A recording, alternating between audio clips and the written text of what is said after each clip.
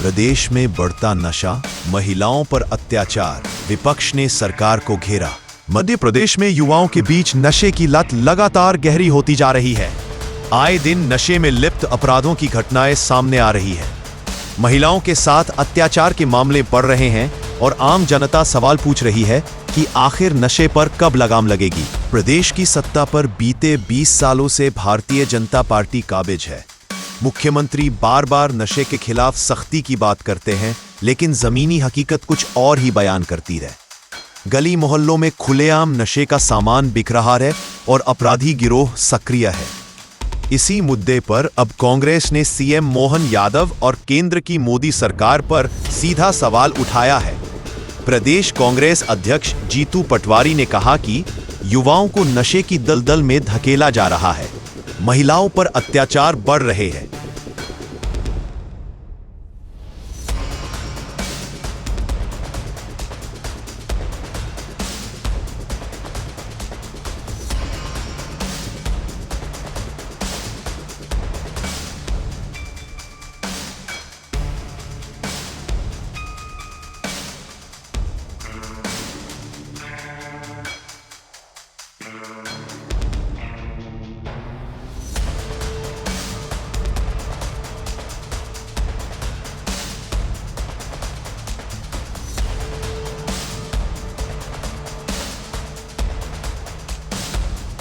सरकार सिर्फ योजनाओं के नाम पर प्रचार कर रही है, लेकिन हकीकत में जमीन पर कुछ नहीं हो रहा।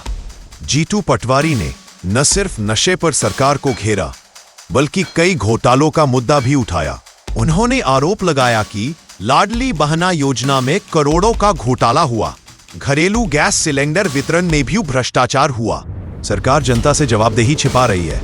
प्रदेश कांग्रेस अध्यक्ष ने सवाल उठाया कि बीजेपी सरकार को सत्ता में आए 20 साल हो गए, लेकिन युवाओं को रोजगार नहीं मिला, महिलाएं सुरक्षित नहीं है और नशा समाज को बर्बाद कर रहा है। क्या यही सुशासन है? उन्होंने प्रधानमंत्री नरेंद्र मोदी पर भी सवाल उठाते हुए कहा कि जब केंद्र और राज्य दोनों जगह भाजपा की सरकार है, तो नशे की तस्करी क्यों नहीं रोकी जा रही? आखिर कब तक माताएं अपने बच्चों को नशे की चपेट में जाता देखेंगी?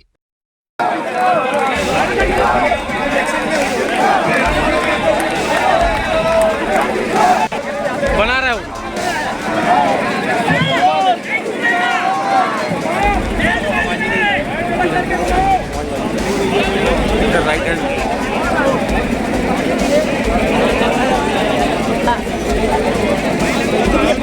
देश में नशा और महिलाओं पर अत्याचार की घटनाएं लगातार बढ़ रही हैं।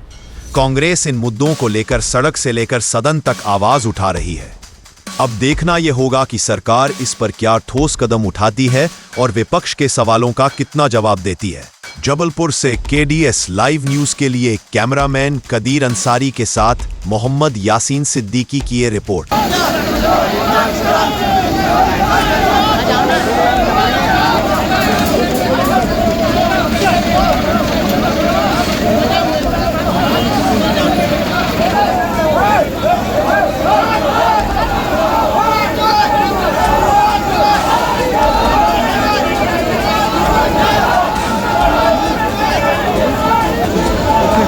कुर्सी बना के बैठा लें सौरव नाटी को गिरे ना इस तरह।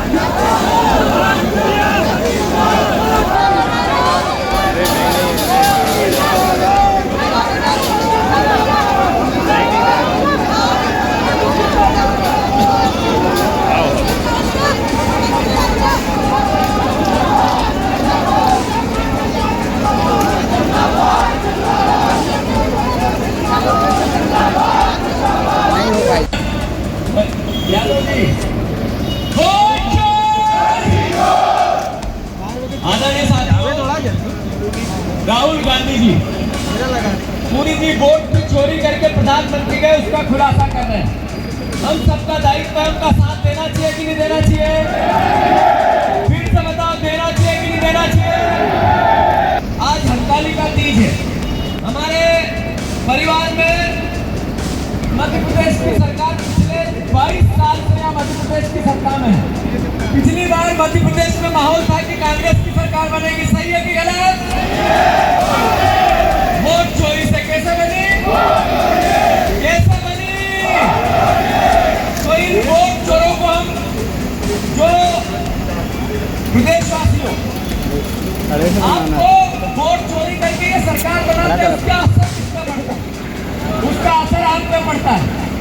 परिवार पे पड़ता है, आपके बच्चों के भविष्य पे पड़ता है। ये पुलिस वाले भाइयों वोट चोरी कर ये सरकार बनाते हैं तो उसका असर आपकी तनख्वाहों पे बढ़ती हुई है।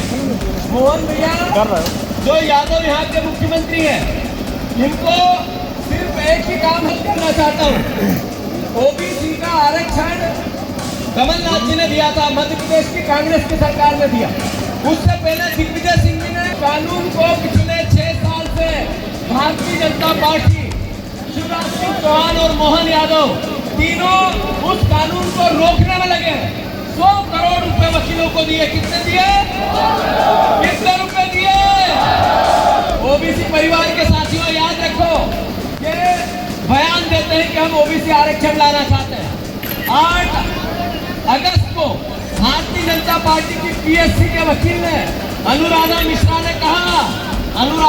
ने कहा कि ये जो कानून आया जिसमें ओबीसी के परिवार के 13% पदों की नियुक्तियां हुई है, इसको रोकना चाहिए और पूरे आरक्षण को, पूरी नीति को आपको एक तरह से रोक लगानी चाहिए। एक तरफ मोहन यादव सम्मान करता हूँ, लेकिन कांग्रेस की अजमत के खिलाफ कोई हो बोलेगा तो छोड़ेंगे नहीं मुझको।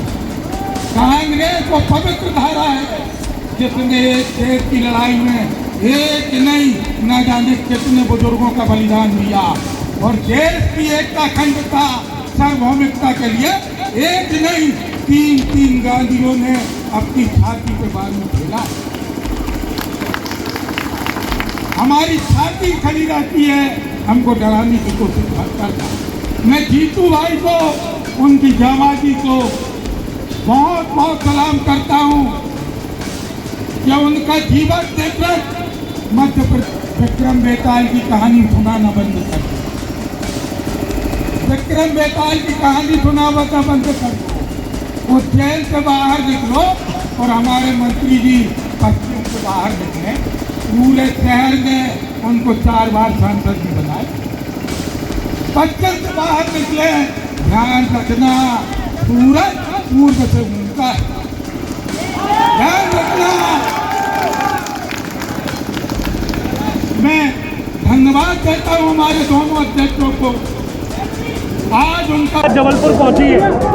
ऐसा है कि पूरे प्रदेश में राहुल गांधी जी ने जब ये आह्वान किया कि वोट चोरी से देश के प्रधानमंत्री नरेंद्र मोदी इस बार प्रधानमंत्री बने, मध्य प्रदेश, कर्नाटका और महाराष्ट्र, हरियाणा की सरकारें वोट चोरी से बनी।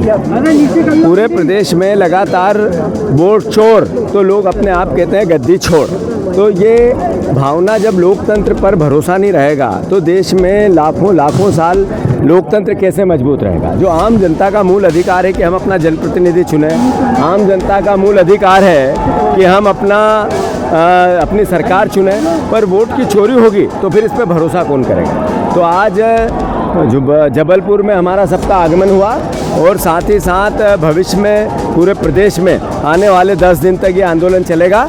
मैं मानता हूं कि जबलपुर के परिवार के लोगों को, दोनों नवनियुक्त अध्यक्षों को मैं बधाई देता हूं, उन्होंने अच्छा आंदोलन किया। अब इसके अलावा जो बात करना है इसके बात कर लेंगे। इसके बाद मैं गाड़ी में तीज का त्यौहार है, आज महिलाओं का अपमान किया है, माफ़ी मांगने की बात कर रहे हैं, क्या माफ़ी मांगिए। मैं प्रदेश की सारी लाडली बहनाओं से आग्रह करता हूं, सब परिवार की माताओं और बहनों से अनुरोध करता हूं, खंडेलवाल जी के यहाँ भी हमारी माताएं बहनें, मेरे घर भी अपनी माताएं बहनें, मेरी भी 2 बेटियां हैं। मैं मानता हूं कि जब हमारे परिवार का कोई व्यक्ति घर में नशा करके आता है तो माताओं बहनों को बहुत दर्द होता है, उनकी पत्नियों को होता है, उनके माँ बाप को होता है, खून के आंसू रोते हैं। भारत सरकार की सारी एजेंसियां ये कहती है कि मध्य प्रदेश सबसे ज़्यादा शराब बिक्री का, खपत का केंद्र बन गया है। तो क्या विपक्ष ये बात नहीं उठाए कि ये शराब की इतनी बड़ी तादाद में बिक्री हो रही है तो मध्य प्रदेश के युवा इससे एक तरह से नशे में लिप्त हो रहे हैं, तो इसके सुधार होने चाहिए। क्या कांग्रेस पार्टी का या मेरा विपक्ष का नेता होने के नाते दायित्व नहीं है कि भारत सरकार की जितनी रिपोर्ट से वो ये कहती है कि हर तरीके का नशा युवाओं में बढ़ रहा है। जो ड्रग्स का इतना बड़ा जखीरा हर बार 3 महीने में भोपाल में पकड़ा जाता है, मंदसौर में पकड़ा जाता है, सब दूर गली गली में ड्रग्स हो गई।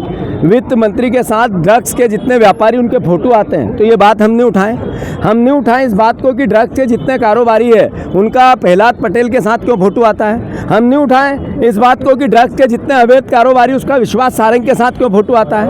क्या हमारी गलती है ये मेरी गलती है कि मैं कहता हूं कि हमारे बच्चे, वो चाहे पुरुष हो या युवतियाँ, वो नशे की लत उनसे बढ़ती जा रही है। भारत सरकार की रिपोर्ट है, उसके आधार पर हम बोल रहे हैं, कोई आरोप नहीं है। तो क्या मध्य प्रदेश के मुख्यमंत्री और सरकार का दायित्व नहीं है कि उस नशे को कम करने का प्रयास करें। ये मैंने गलती की कोई? मैं प्रदेश की बहनों से पूछना चाहता हूँ हड़तालिका तीज पे कि आपके घर में अगर नशा करके कोई बेटा आता है और उसका दोषी बीजेपी है, तो क्या मुझे ये आवाज़ नहीं उठानी चाहिए? 20 साल की 22 साल की सरकार है बीजेपी की, और ये नशे में गली गली में बिकने लगा हर तरीके का, तो ये कांग्रेस आवाज़ नहीं उठाए? ये झाबुआ से लेके अलीराजपुर तक तस्करी होती है गुजरात में, तो ये बात मैं नहीं उठाऊँ? ये विपक्ष नहीं उठाए, कांग्रेस नहीं उठाए?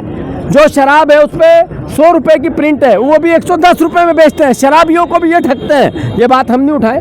मेरे प्रदेश का युवा बेरोजगार है, तो मेरा मन नहीं होता है कि मैं ये आवाज़ उठाऊं?